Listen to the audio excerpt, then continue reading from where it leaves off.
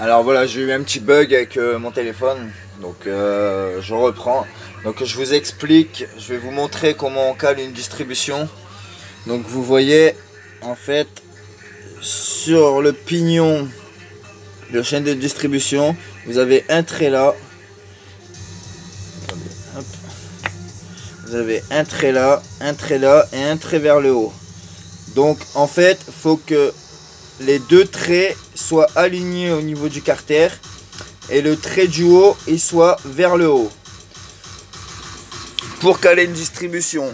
Donc vous avez votre allumage qui est là, donc vous avez les deux bitonio là, donc celui-là c'est pour faire tourner votre volant magnétique et ici c'est pour le calage. Vous allez voir, vous avez un trait au niveau du carter et un trait sur le vélo. Donc en fait, vous mettez votre moteur le point le plus haut. Donc moi ce que je fais, c'est que je prends un tournevis, je le rentre dans la gorge de la bougie comme ceci et en fait je fais monter ou descendre. Donc là il faut que je monte un maximum pour pouvoir caler ma distribution. Donc là je suis au point le plus haut, donc on verra pas trop bien, mais là mon trait est en face du trait du carter. Là ici tout est aligné, donc ma distribution est calée. Je pose le téléphone. Donc voilà, je vous ai expliqué un petit peu, donc je vous ferai d'autres tutos sur ça. Là je suis avec mon téléphone, c'est la grosse galère, j'ai investi dans pas mal de trucs et en fait rien ne fonctionne. Donc comme je suis pas très fort en informatique, je vais essayer de voir avec quelqu'un. Je dois changer de téléphone pour mettre sur mon stabilisateur. Il y a plein d'autres trucs, donc là c'est des vidéos vraiment avec mon téléphone, donc ils sont pas très précis, je peux pas vous zoomer, donc je vous montre comme je peux. Mais prochainement, donc au mois de janvier je pense, que tout sera en place dans mon atelier. Il y aura les caméras de positionner, mon stabilisateur sera prêt, voilà. Donc on revient au moteur. Donc en fait là je vous ai montré à peu près comment caler une distribution. Les serrages de couple des 4 écrous de cylindre, donc toujours serrés en croix, les serrer à 30 Nm. Donc on fait 3 passages, moi c'est ce que je fais 3 passages sur les goujons jusqu'à temps que j'arrive à 30 Nm. Donc toujours serrage en croix. Voilà pour le serrage. Donc surtout moi je serre avec cet appareil que vous pouvez avoir partout. Donc il y a soit ça, je vais vous montrer un peu.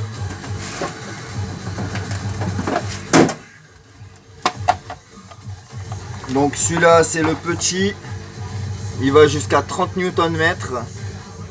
Donc cet outil là coûte dans les 100 €. Donc ça c'est pour tout ce qui est petits travaux. Ah putain. Je range en même temps hein, parce que j'aime pas que mes outils traînent.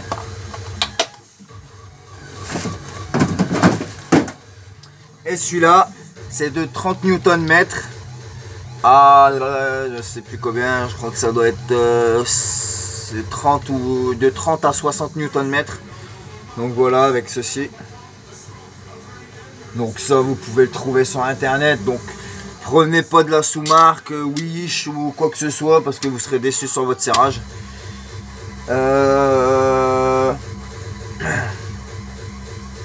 Moi je commande chez Tool l'atelier. Donc vous voyez. Donc franchement l'outil il est vraiment parfait de chez parfait. Donc outil indispensable pour serrer tout ce qui est culasse, cylindre, tout ce qui est 4 temps. En fait vous avez des ordres de serrage en fait, que ça soit sur les goujons, sur les vis de cylindre qui sont en bas en 8. Vous avez des ordres de serrage sur la culasse. Donc surtout bien respecter tout ça parce que vous risquerez d'avoir des gros problèmes. Donc pour la distribution, donc pour retendre la chaîne, vous avez un tendeur qui est ici. Attendez, je reprends le téléphone. Ah, ça coupe pas. Alors vous avez un tendeur qui est ici. Vous retirez les crocs 10 qu'il y a là. Et à l'intérieur avec un fin tournevis plat, vous pouvez tendre votre chaîne ou la détendre. Donc au niveau du tendeur qui est ici. Donc voilà, là tout est remonté. Donc on va faire tout ce qui est serrage de la culasse. On va contrôler les jeux aux soupapes. Donc en intérieur, en intérieur, donc côté admission, c'est 0,8 à l'admission. Donc aux deux soupapes qu'il y a ici. Les deux soupapes arrière côté carburation. Donc là on a 0,8. Donc il faut que ça soit en 0,8. Donc avec des cales bien sûr. Et à l'avant, au niveau échappement, on a 0,12. Donc on procède comment? Donc en fait vous avez la culasse qui est là. Vous la remettez. Et en fait vous avez deux capuchons qui est là. Donc un là à l'admission, un là à l'échappement. Vous remontez et vous vérifiez en fait avec... Je sais pas si vous allez voir parce que moi je laisse les vis dessus. En fait en dessous vous voyez, hop, et le réglage soupape va venir se faire ici. Donc entre les ressorts de soupape et les tiges. Donc vous calez votre cale là et il faut que vous ayez 0,8 admission, 0,12 échappement. Surtout trompez-vous pas parce que vous risquerez d'avoir des galères de démarrage. Donc ce moteur là il a été refait complètement, donc il a été ouvert en deux parce que le carter a été cassé. Voilà, donc là en fait tout ça c'est bon.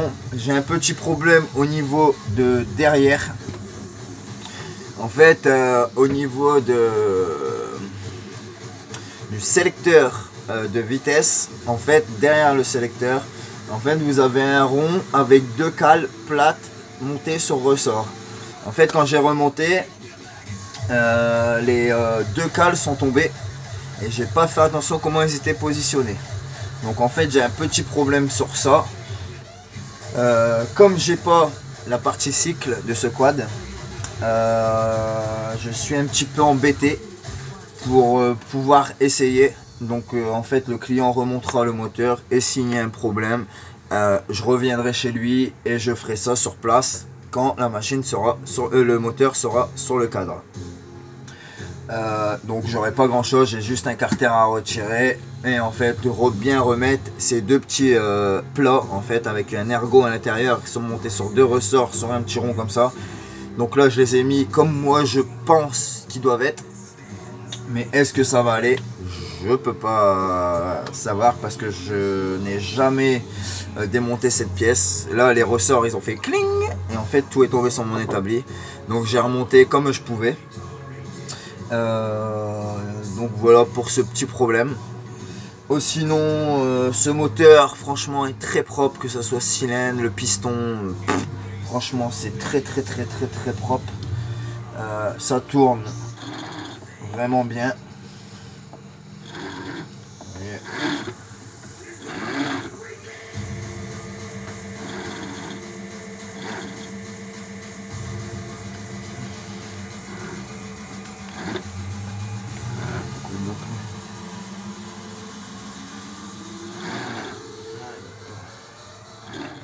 Voilà, on va le remettre comme il était.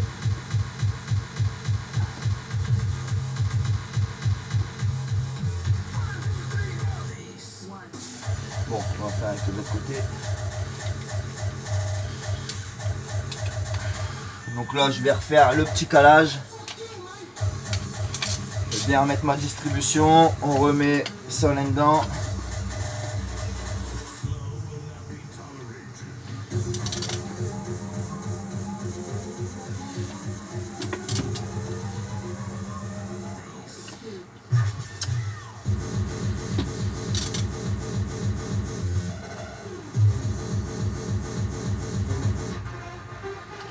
Ah, t'es mort.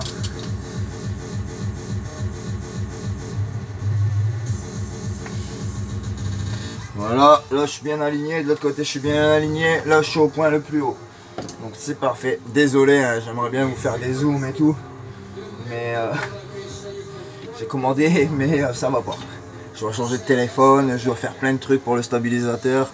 Ça me saoule un petit peu. J'ai investi, mais il n'y a rien qui vaut.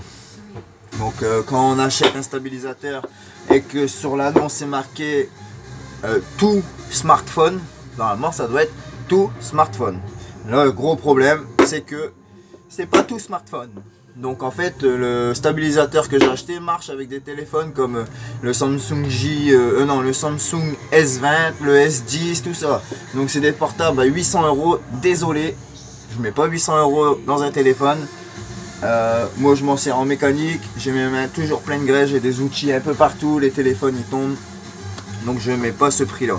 Donc je vais arranger la chose dans quelques jours.